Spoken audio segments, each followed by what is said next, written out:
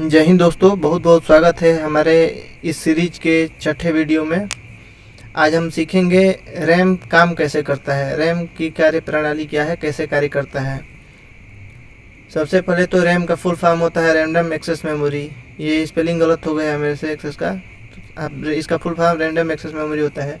दूसरी बात, ये प्राइमरी मेमोरी भी बोला जाता है, इसको रैम को ही प्राइमरी मेमोरी बोला जाता है। अगला इसका गुण ये है कि वोलेटाइल मेमोरी है। वोलेटाइल बोले तो परिवर्तनशील है। परिवर्तनशील मतलब लाइट अगर आपके बोर्ड से लाइट आ रहा है और लाइट अचानक से कट गया तो इसमें जो डाटा सेव रहता है वो डिलीट हो जाता है, ऑटोमेटिक डिलीट हो जाता है। ये वोलेटाइल होता है। और जो SSD होता है, जो या हार्ड डिस्क जो हमारा होता है, HDD होता है, वो नॉन वोलेटाइल है। उसमें लाइट कट भी जाए तो कोई फ़र्क नहीं पड़ता, उसका डाटा वैसे वैसे बना रहता है, लेकिन इसका डाटा डिलीट हो जाता है। रैम बनता है किस चीज़ से? रैम बनता है ज़्यादातर कैपेसिटर की मदद से। कैपेसिटर के बारे में आगे हम लोग सीख जाएंगे, पढ़ाएंगे एक कंपोनेंट। अभी जानिए, जैसे CPU बताया था मैंने, किसकी मदद से बनता है? CPU ट्रांजिस्टर की मदद से बनता है। ज़्यादा ट्रांजिस्टर लगे रहते हैं, लेकिन रैम जो होता है कैपेसिटर की मदद से। कैपेसिटर कहाँ होता है? जो हम लोग पंखा देखे हैं ना, नॉर्मल फैन जो होता है उसमें सेल के जैसा लगाया जाता है, गोल सा होता है सेल जैसा, वही है कैपेसिटर। उसका काम क्या होता है? वो तुरंत चार्ज हो जाता है। इसको ना सेकेंडों लगता है फुल चार्ज हो गया, और सेकेंडों लगता है डिस्चार्ज भी होने में। ये चार्ज और डिस्चार्ज होता रहता है।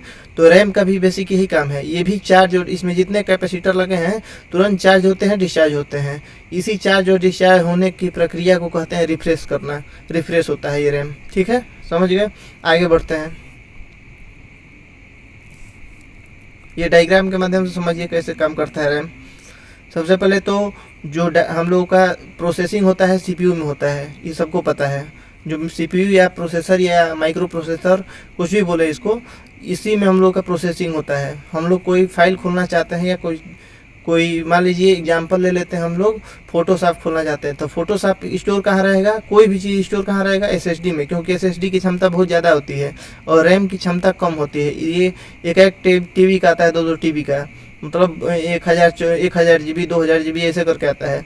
ये आता है 4 GB 8 GB मैक्सिमम 16 GB ऐसे करके आता है रैम। तो रैम कम क्षमता का होता है, ये ज़्यादा क्षमता का होता है।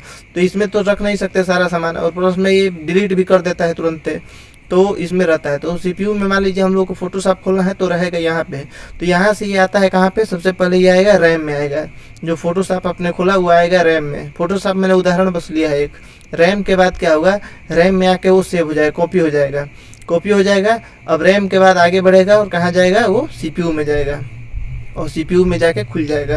अगर आप बार बार जिस फाइल को बंद करेंगे, खोलेंगे, बंद करेंगे, खोलेंगे, तो डाटा कहाँ से? बार बार उसको यहाँ तक नहीं जाना पड़ेगा। पहली बार इसीलिए खोलते हैं तो प्रोसेसिंग में टाइम लगता है, थोड़ा ज़्यादा टाइम लगता है पहला बार खोलने में, लेकिन दोबारा खोलने में उसको मिनिमाइज करके खोलेंगे तो वो कहाँ रहता है? रैम में पड़ा रहेगा, तुरंत खुल जाता है। ये रैम की फ़ायदा है। अगर कोई, और ये कैश मेमोरी के बीच का सीन ये है। कैश मेमोरी के बारे में एक वीडियो अलग से पढ़ना है, लेकिन जानिए थोड़ा सा। कैश मेमोरी भी रैम की तरह होता है, इसकी क्षमता और कम होती है। रैम तो GB में होता है ना, ये और कम होता है। अब कोई फाइल CPU देखेगा कि कोई फाइल बार बार खोला बंद किया जा रहा है बार बार, तो कुछ डाटा ऐसा भी होता है जिसको कैश मेमोरी में सेव कर लेता है।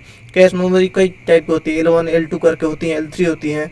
तो बाद में इसका डिटेल पढ़ेंगे। अभी जानिए कि कैश मेमोरी में कुछ फाइल ऐसी होती हैं जो बार बार यूज वाली होती हैं, कैश मेमोरी में वो स्टोर हो जाती हैं। और अगर इसको प्रोसेसिंग करना है, चाहिए वो चीज़, तो वो रैम के पास भी नहीं जाता, वो कैश मेमोरी के पास ही ले लेता है। CPU को कुछ भी डाटा चाहिए वो चेक करेगा पहले, कैश मेमोरी यहाँ पे है तो ठीक है, नहीं है तो रैम के पास जाएगा। रैम के पास अगर होगा तो मिल जाएगा, नहीं होगा तब जाके यहाँ पे जाएगा। तो रैम हो गया बहुत फास्ट मेमोरी होता है। ये तो सुपर फास्ट है, ये फास्ट है, ये स्लो है। यहाँ से जाने में टाइम लगता है प्रोसेसिंग में, लेकिन रैम से बहुत फास्ट होता है। रैम की इससे 100 गुना फास्ट होता है। तो यहाँ जाता है तो यहाँ बहुत तेज जाके आपका डाटा खुल जाता है। आशा है समझे होंगे। एग्जाम्पल देख लेते हैं एक दो। जैसे ये मान लीजिए आपका हार्ड डिस्क है, ये वाला पूरा लाइब्रेरी आपका हार्ड डिस्क है। यहाँ से कोई किताब हमको पढ़नी है, ये हमारा CPU है। मान लो ये लड़की बैठी है, CPU है, इसको कोई किताब पढ़नी है 2-3। ये क्या करेगी? जाएगी यहाँ पे, किताब लेके यहाँ से उठाएगी, लेके आके अपने मेज पे रख देगी। अब मेज क्या हो गया? यहाँ पे मेज हो गया, रैम हो गया। और मेज आपका जितना बड़ा रहेगा उतना ज़्यादा किताब यहाँ से उठा के ले आकर रख सकते हैं। और कोई किताब पढ़नी है तो लेके आराम से पढ़ेगी मेज से ही। और बार बार उठ को यहाँ पे जाने की ज़रूरत नहीं है। यहाँ जाएगी, टाइम ज़्यादा लगेगा, प्रोसेसिंग ज़्यादा होगा। इससे बढ़िया है यहाँ रख देगी तो यहाँ पे जल्दी होगा।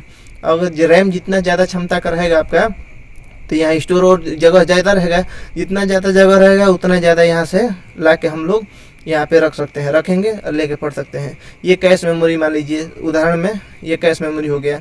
अब जो किताब यहाँ से भी बार बार मान लीजिए 2 किताब की जरूरत बार बार इसको है, दोनों में मिलान करके, तो यहीं से उठाएगी यहीं से पढ़ेगी, तो इसको कैश मेमोरी मान लेंगे, इसको रैम मान लेंगे और इसको हार्ड डिस्क मान लेंगे।